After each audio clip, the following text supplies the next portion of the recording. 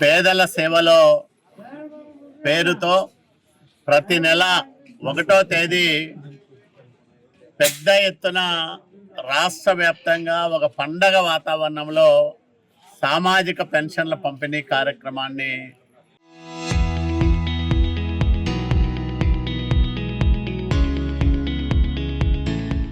నిర్వహిస్తూ ఉన్నాం. ఈరోజు 1వ తేదీ రాష్ట్రంలో 62 లక్షల మందికి 2728 కోట్ల రూపాయలు పెన్షన్ల రూపంలో అందజేస్తూ ఉన్నాం. దీంట్లో వృద్ధులు, అట్లాగే వితంతువులకు 4,000 రూపాయలు, దివ్యాంగులకు 6,000 రూపాయలు, ఇందాక ఆ చెల్లికి డయాలసిస్ చేయించుకుంటున్న ఆమెకి 10,000 రూపాయలు ఇచ్చారు. అట్లాగే పూర్తిగా మంచానికే పరిమితమైన వాళ్లకు 15,000 రూపాయలు ఇస్తా ఉన్నాం.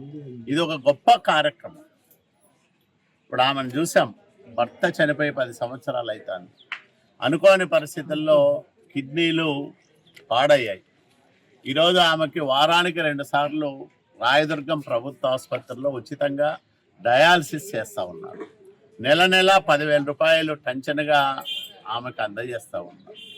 అంటే ప్రభుత్వం అందిస్తున్న ఈ సహాయం లేకపోతే ఆమె జీవనం సాగించడం చాలా దుర్లభంగా మారేది. ఈరోజు చంద్రబాబు నాయుడు గారే ప్రతి ఇంటికి ఒక పెద్ద కొడుకులాగా మారి ఈ కుటుంబాలన్నింటినీ కూడా ఆదుకుంటా ఉన్నాడు.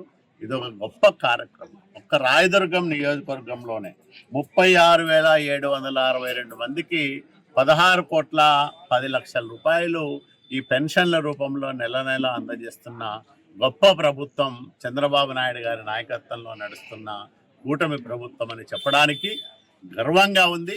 ఇంతమంది పేదలను ఆదుకుంటున్న ఈ ప్రభుత్వంలో మేమందరం భాగస్వాములు కావడం మా పూర్వజన్మ సుకృతంగా మేము భావిస్తాం.